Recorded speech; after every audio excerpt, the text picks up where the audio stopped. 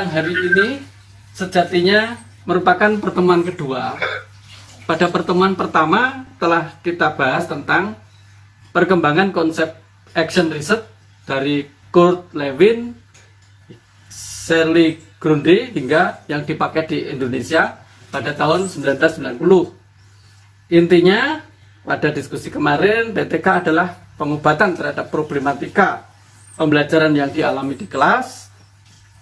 Inti proses penelitian melakukan perencanaan, tindakan, pengamatan, dan refleksi atau plan, action, observation, reflection. Bapak Ibu yang belum sempat mengikuti pertemuan pertama bisa melihat di YouTube. Tuliskan saja Sumaryadi PTK atau tuliskan Susilo Pradoko, nanti akan muncul wajahnya Pak Pembina Seni, Pak Sumaryadi. Nah, sekarang kita masuk pada pertemuan yang kedua, lebih pada penerapannya. Silakan Pak Maryadi. Pada kesempatan kali ini, saya mau menyambung perbincangan kita yang sudah kita laksanakan pada tanggal 2 Mei yang lalu. Waktu itu kita lebih banyak bicara masalah konsep. Nah, untuk kali ini barangkali nanti kita akan lebih pada teknis implementatif. Pada pertemuan yang lalu sudah kita sepakati bahwa PTK itu seperti ini. Jadi kita peneliti kemudian bekerja sama dengan partisipan di sini, berpartisipasi di sini. Ada kolaborator di sana. Nah, siapa itu partisipannya di sini, kemudian siapa kolaboratornya di situ. Lalu apa yang kita lakukan meliputi perencanaan, tindakan, observasi dan refleksi. Nah, sehingga kesimpulannya adalah bahwa dengan PTK ini kita berpikir kolektif dan berpikir reflektif. Ini berangkat kita dari sana. Nah, lihat bahwa di sana ternyata banyak masalah. Masalah-masalah itulah yang kemudian akan kita angkat menjadi masalah PTK. Lalu kita rumuskan judulnya dan seterusnya. Nah, PTK itu kan sebetulnya kan banyak. Sebetulnya banyak. Bisa tentang metode mengajar, bisa tentang strategi belajar, bisa tentang prosedur evaluasi, bisa pengembangan profesional guru, bisa pengelolaan dan kontrol, bisa juga administrasi. Nah, ini bidang-bidang dan seterusnya ini bidang-bidang garapan PTK yang bisa kita lakukan di dalam kita ber-PTK tersebut. Ini hanya sebagai contoh saja, sebagai contoh. Pertama-tama kita pikirkan temanya, misalnya tema itu kan mewadahi permasalahan yang terkait dengan guru, terkait dengan siswa, dengan metode, media, bahan, dan sumber belajar. Nah, misalnya tema kita itu pengembangan kemampuan berpikir siswa SMP misalnya. Ini sebagai contoh saja. Maka judul yang bisa kita angkat misalnya peningkatan kemampuan kognitif tingkat tinggi siswa SMP melalui metode imersi misalnya. Ini salah satu contoh saja. Jadi dari tema payung itu kemudian bisa kita pilih judul yang kita inginkan untuk kita selesaikan dengan PTK kita itu. Ide awal dari kita ber-PTK, dari teman-teman guru ber-PTK itu seharusnya datang dari kita sendiri, datang dari guru itu sendiri, bukan datang dari orang lain. Jadi persoalan PTK itu bukan persoalan yang diberi oleh orang lain, tetapi persoalan yang betul-betul kita hadapi di dalam pembelajaran yang kita laksanakan secara real. Maka sebaiknya jangan sampai ada teman-teman guru yang bertanya pada temannya, aku mau PTK apa ya? Nah, jangan begitu. Tetapi persoalan apa yang kita hadapi di kelas yang kita ampu, masalah yang muncul apa, itulah kemudian yang kita angkat menjadi materi PTK kita. Nah, lalu di sana kita buat perencanaan, kita lakukan implementasi tindakan, lalu kita lakukan observasi, dan yang terakhir kita lakukan refleksi.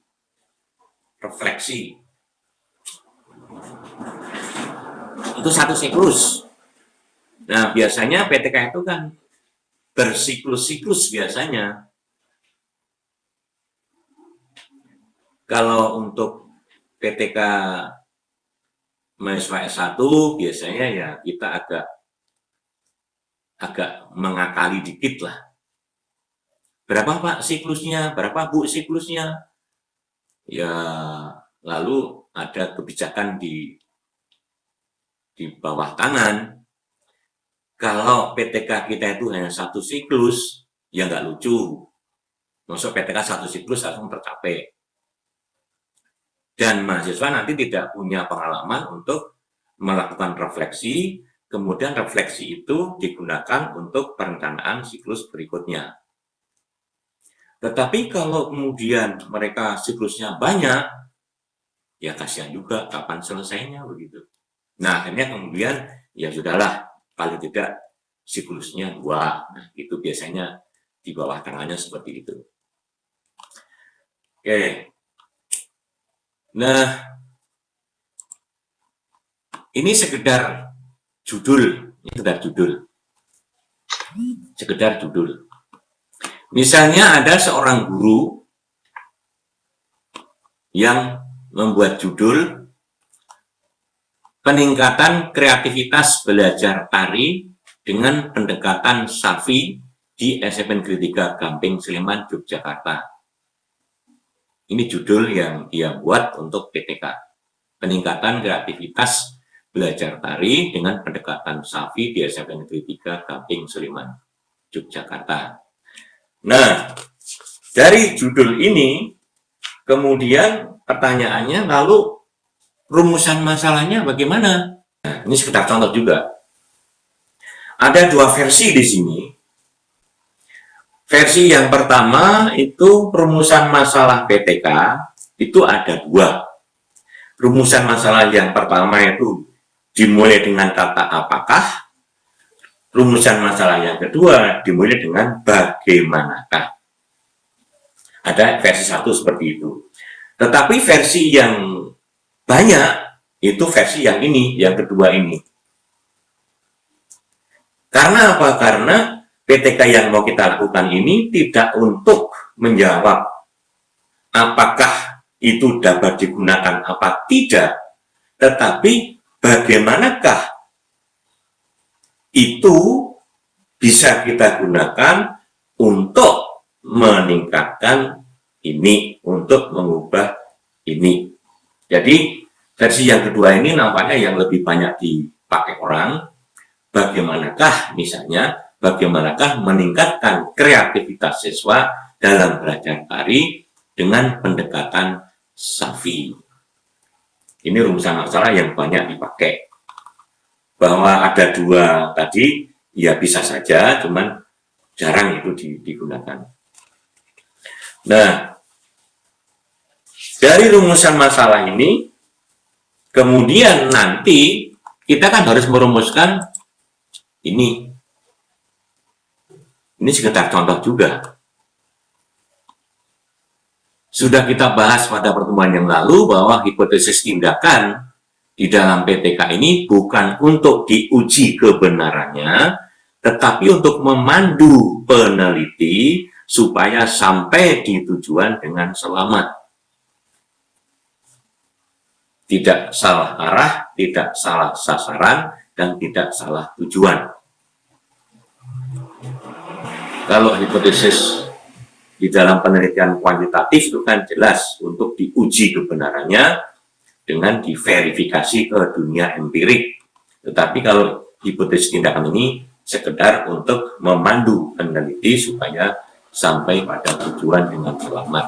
Nah, berangkat dari judul tadi, rumusan masalah tadi, lalu hipotesisnya misalnya, jika kegiatan pembelajaran tari dilakukan untuk memenuhi kebutuhan perkembangan masing-masing siswa, kreativitas belajar tari siswa akan meningkat. Nah, karena inilah nanti yang akan dituju oleh peneliti itu untuk meningkatkan kreativitas. Nah, setelah ini kemudian pada bagian metode penelitian yang harus kita lakukan, ya tentang settingnya, kemudian subjeknya, siapa kolaboratornya, kemudian prosedurnya, teknik pengumpulan datanya, validitas dan reliabilitas penelitiannya, teknik analisis data, dan kemudian bagaimana kriteria keberhasilannya. Yang di dunia teman-teman guru, istilahnya bukan kriteria keberhasilan, tetapi indikator kinerja. Ini sama aja. Jadi secara metode nanti yang mau kita lakukan adalah ini. Tentukan settingnya, subjeknya siapa aja, kolaboratornya siapa. Di literatur yang lain tidak disebut kolaborator, tetapi teman sejawat, ya boleh sajalah teman sejawat.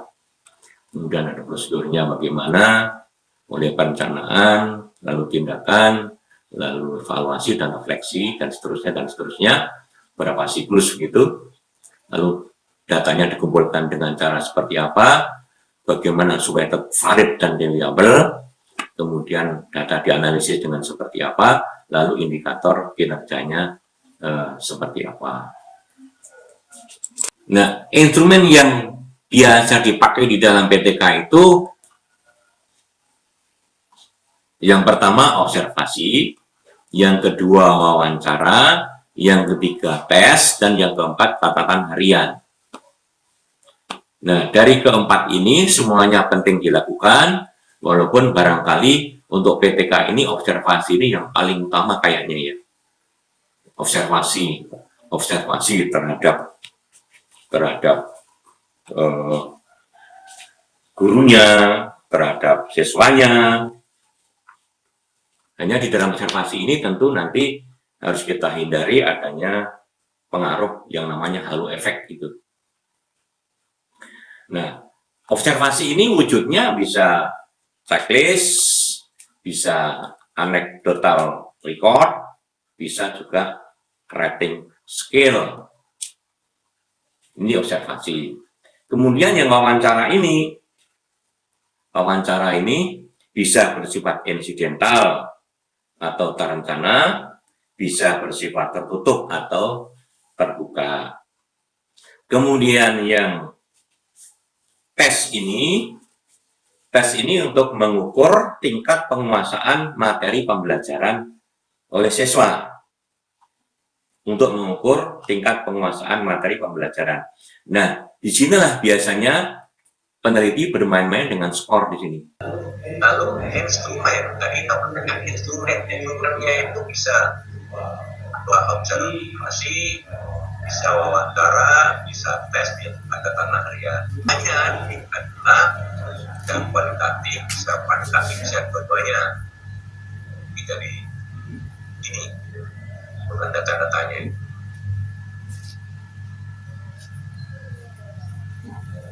Nah, kemudian mau tidak mau pemilihan kita itu harus valid. Maka validitasnya bisa kita dapat dengan birokratik, hasil proses analitik maupun bisa pertanyaan yang lain. Pretest, post-test misalnya itu tetap kita gunakan, tetap kita pakai, kita analisis secara analisis kuantitatif sederhana. Tidak seperti di dalam kuantitatif lazimnya itu harus dicari minnya, median, modusnya, standar deviasinya, enggak sejauh itu. Tetapi data-data kuantitatif itu kita analisis secara sederhana untuk memperkuat temuan-temuan kualitatif ini. Nah, kemudian yang tidak boleh kita lupakan adalah indikator kinerjanya ini. Karena ini harus kita rumuskan, sebab kalau tidak kita rumuskan, kita tidak akan tahu berhasil apa enggak PTK kita itu. Indikator kinerja atau indikator keberhasilan atau kriteria keberhasilan itu sesungguhnya kan tolak ukur keberhasilan kinerja dari tindakan yang kita lakukan. Nah, lalu untuk penutup, sebagai penutup, ini yang teman-teman guru mungkin sering salah, karena kebiasaan kalau penelitian itu penutupnya simpulan, saran. Nah, di dalam PTK ternyata bukan. Di dalam PTK itu, bab penutup atau bagian penutup itu bukan simpulan dan saran, tetapi simpulan dan rencana tindak lanjut. Kenapa tidak ada saran? Ya, karena PTK ini salah satunya kan ditujukan untuk meningkatkan kinerja penelitinya sendiri. Untuk meningkatkan kinerja peneliti itu sendiri. Jadi kalau ada saran, berarti saran untuk diri sendiri. Ini kan nggak lucu. Nah, sehingga di dalam PTK bukan saran, tetapi rencana tindak lanjut. Apa yang mau dilakukan setelah ada kesimpulan seperti itu. Ini barangkali Pak Sus, pancingan-pancingan yang saya sampaikan, kemudian nanti akan kita matangkan di dalam diskusi saja. Terima kasih Bapak Ibu dosen yang dengan legowo ikut mendampingi semua, Bapak Ibu dosen dari UNES, dari UNESA, dan juga dari UNTAN, dan semuanya teman-teman dari Surabaya, dari Kalimantan, dan semua saja. Tidak bisa Denpasar ya. Ya. Baik, kita cukup sebelum kita bersyukur pada Allah, kita sudah bisa melaksanakan, semuanya sehat dan semuanya mudah-mudahan nanti dampak pandemi ini lekas bisa diatasi. Mari kita tutup pertemuan ini dengan berdoa dipersilakan. Cukup. Terima kasih, salam teman-teman semua, sampai jumpa.